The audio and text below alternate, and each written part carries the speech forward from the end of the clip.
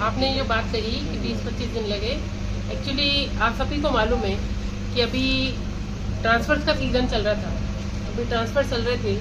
मेरी खुद की भी अपनी व्यस्तताएं थी, यद्यपि यहाँ चौकी की एक बार सफाई हो चुकी है, सफाई का काम चल रहा था। और आप सभी को मालूम है कि अभी जो हमारे एसएचओ साहब हैं वो भी अभी नए नए आए, अभी इन्होंने कल ही ज्वाइन किया है, ना सर? परसों ज्वाइन किया है।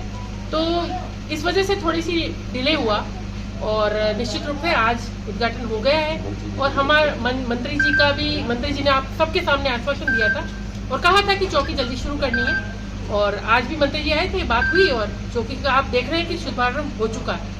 देखिए, हमें अपने क्षेत्र में विकास के और काम से मतलब है, उसमें थोड़ा समय कई बार होता है, चीजों में लग जाता है, लेकिन आज चीज शुरू हो गई ना, आज से शुरू हो गई। हम अच्छी शुरुआत की बात करें वो ज्यादा अच्छा है। और आज देख रहे हैं कि बात उठाने पर हर बात चीजें पूरी होती हैं।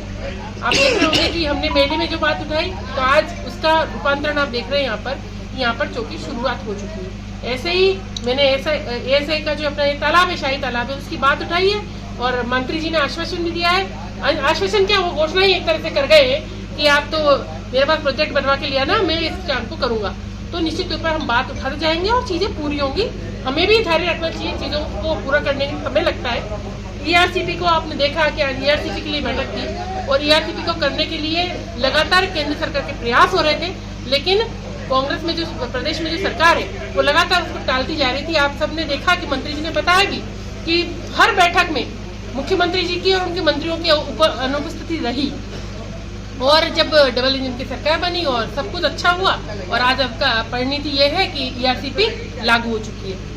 मेरे जानकारी में वो चीज है और मैं मुख्यमंत्री जी से मिल के आई थी, तब भी मैंने ये विषय मुख्यमंत्री जी के संज्ञान में भी लाया था कि बयाना और रूपा दोनों ही जगह बस स्टैंड नहीं है। और वहां से मेरे पास जवाब भी आया कि वहां पे भूमि के लिए जो भूमि है वो यहाँ पर उपकरण के माध्यम से दे दी जाएगी, क्योंकि मुझे ध्यान है कि यहाँ पर तो भूमि है लेकिन वहाँ पर बयाना में भूमि नहीं है। तो मुख्यमंत्री जी से वहाँ से जवाब आया कि भूमि तो दे दी जाएगी, लेकिन उसके डेवलपमेंट के लिए उन्होंने कहा था कि विधायकों से भी मैं कोशिश करूंगी कि सरकार भी उसको डेवलप कराए, ताकि कुछ चीजें सुचारू रूप से करने के लिए हमने इतने समय इंतजार किया है बस स्टैंड का, तो एक एस्टेब्लिश बस स्टैंड बने, विकसित बस स्टैंड बने, उसके लिए प्रयास मेरा लगातार जारी है। आप देख रहे हैं, मैं आपको लेटर भी दिखा सकती हूँ, शायद वो मेरे पर्स में अभी पड़ा होगा, कि मुख्यमंत्री जी के यहाँ से जवाब भी आया है, क्योंकि मैंने उनको दिया तो वहाँ से हर विभाग का जवाब आता है। और मेरा तो पूरा प्रयास था कि बस स्टैंड का मुद्दा इसी विधानसभा सत्र में आ जाए, लेकिन वो नहीं आ पाया।